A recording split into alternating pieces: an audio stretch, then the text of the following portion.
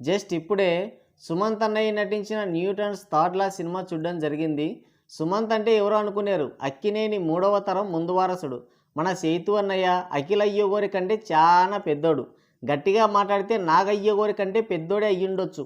పుష్కరానికి ఓసారి చుట్టం సూపుగా అలా వచ్చి ఇలా వెళ్ళిపోతుంటాడు. సైలెంట్గా వచ్చి హిట్ కొట్టి మళ్ళీ సైలెంట్ అయిపోతుంటాడు. ఇప్పుడు కూడా సైలెంట్గానే వచ్చాడు. ఇక సినిమా ఎలా ఉందంటే, మనకు కావాల్సింది ఇది. మళ్ళీ పుడతామా ఏంటి అని హీరోయిన్ని కసుక్కున కొరకడం, కాటుకక్కర్లేని కళ్ళు అని మనల్ని క్రోమ్లోకి తీసుకెళ్లడం, ఇలాంటి రోతంతా చేసి నాకిపోయిందంటే రివ్యూల మీద పడి ఏడవడం. ఇది కాదు కంటెంట్ ఉండాలి. ఈ సినిమా మలయాళంలో వచ్చుంటే ఇంత పొడవునా లేపుండేవాళ్ళు. మరి మన వాళ్ళు ఎంతవరకు దీన్ని రిసీవ్ చేసుకుంటారో తెలియదు. సినిమా అయితే సూపర్ ఉంది. Acting, story, screen play, detailing and elevation అన్నీ పర్ఫెక్ట్గా ఉన్నాయి.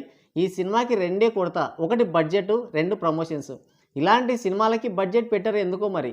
మార్కెట్ లేని హీరోలకి రోత కంటెంట్ పెట్టుకొని కూడా 300-400 కోట్లు పెడుతుంటారు. లాస్ట్కి ఫేక్ పోస్టర్లతో కాలం గడిపేస్తుంటారు. ఈ సినిమాని సడన్గా రిలీజ్ చేయకుండా కొంచెం టైం తీసుకొని అయినా మంచిగా ప్రమోషన్లు చేసి రిలీజ్ చేయాల్సింది. ఎక్కువ మందికి రీచ్ అయి ఉండేది. ప్రతి ఒక్కరూ తప్పక చూడాల్సిన సినిమా. కర్మని బేస్ చేసుకొని చాలా సినిమాలు వచ్చాయి, కానీ ఇది అన్నింటిలో ది బెస్ట్ అని చెప్పొచ్చు.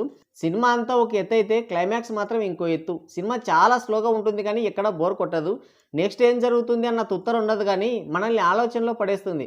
ఇలా జరుగుంటుందేమో, అలా జరుగుంటుందేమో అని. ఈ మధ్య కాలంలో ఇంతలా ఎంగేజ్ చేసిన సినిమా, ఇలా సర్ప్రైజ్ చేసిన సినిమా అయితే ఇదే. సెకండ్ హాఫ్ అయితే పిచ్చి లేచిపోయింది. క్లైమాక్స్ కూడా అదిరిపోయింది, కానీ ఇంకో 10 నిమిషాలు పెంచి పీక్ లెవెల్ ఎలివేషన్ ఇవ్వాల్సింది. సైన్స్ని మనిషి జీవితానికి అన్వయించి చెప్పడం అయితే చాలా బాగుంది. స్టోరీ ఏంటంటే ఏం చెప్పినా స్పాయిల్ అయిపోతుంది. సింపుల్గా చెప్పుకుందాం. ఒక జ్యువెలరీ షాప్ నడుపుకొని గౌరవంగా బతికే కుటుంబం ఒక్క దొంగతనంతో రోడ్డున పడుతుంది. అదే కుటుంబం 2 దారుల్లో పయనిస్తుంది. ఒకరు తప్పుడు మార్గం ఎంచుకుంటే ఇంకొకరు కర్మని దేవునికి వదిలేసి ఎప్పటికైనా మంచి రోజులు వస్తాయని ఎదురు చూస్తూ ఉంటారు. వాళ్ళు పోగొట్టుకున్న సంతోషం, గౌరవం తిరిగి వారి జీవితంలోకి ఎలా వచ్చింది అనేదే మిగతా స్టోరీ. తప్పకుండా చూడండి సినిమాని. నేను డీప్గా చెప్పాను.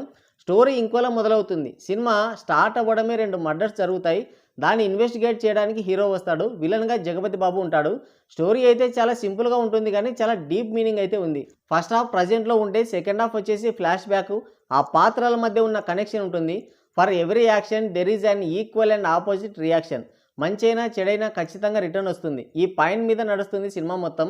ఇక ఏం చెప్పినా స్పాయిల్ అయిపోతుంది, మీకు థియేటర్లో కిక్కు రాదు. ఓవరాల్గా చెప్పేది ఏంటంటే, this is a good film. ఏదైనా ఒక మంచి సినిమా చూడాలి అని అనిపించిందంటే ఈ సినిమా ఆడే థియేటర్లో దూరండి అని అంటున్నారు మన టేడ్ పండితులు. మరి మీరేమంటారు? కింద కామెంట్ చేయండి. సో గైస్, ఇది వీడియో. మరో ఇంట్రెస్టింగ్ వీడియోతో మళ్ళీ కలుద్దాం. Thank you. Take care. Bye bye.